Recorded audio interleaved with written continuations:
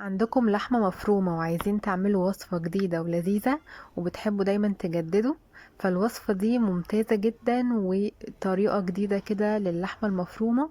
وبدل الكفتة بالصلصة برضو اللي احنا بنعملها دي طعمها مختلف ولذيذ قوي. لو اول مرة بتشوفوني انا اسمي مرت، ما تنسوش تعملوا لايك للفيديو واشتراك لو لسه مش مشتركين. اول حاجه بحضرها هي الصلصه اللي هسقي بيها الخلطه دي او الاكله دي. عباره عن طماطم بصل وفلفل اخضر، بسيبها تتسلق على النار مع مكعب من مرقه الخضار او مرقه اللحمه او مرقه الفراخ زي ما تحبوا. هحضر بقى الخضره بتاعتي على جنب. معايا بصل، فلفل احمر واخضر، ومعايا طماطم وبطاطس، طبعا الكميات اللي انتوا تحبوها. هحط عليهم بهارات بقى، ملح، فلفل اسمر، شويه كزبره، شويه بابريكا. حابين تضيفوا مثلا كركم برضو حلو. هنقلب كل ده مع بعض كويس.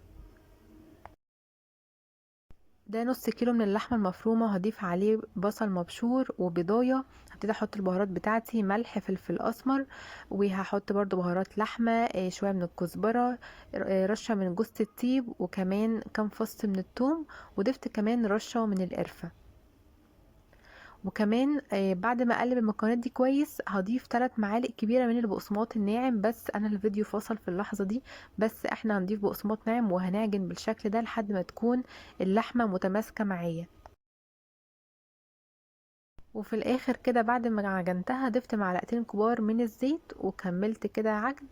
وبس كده، انا هنا كتبت لكم على الشاشه البقسماط الناعم علشان ما تنسوش. دلوقتي بقى ايدي تكون مدهونه بالزيت، الفنجان الصغير ده فيه شويه زيت بدهن ايدي بيه. وابتدي ان انا اصبع اللحمه المفرومه شبه الكفته بالطريقه دي. او ممكن تعملوها كور، يعني شوفوا الاشكال اللي انتوا حابين تعملوها سواء صوابع او كور.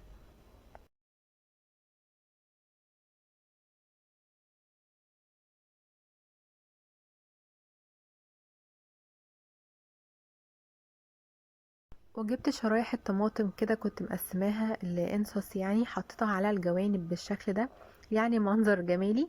وبعد كده الصلصة اللي انا سلقتها على النار خلاص ضربتها في الخلاط. وهبتدي ان انا اسقي بيها الصينية بتاعتي.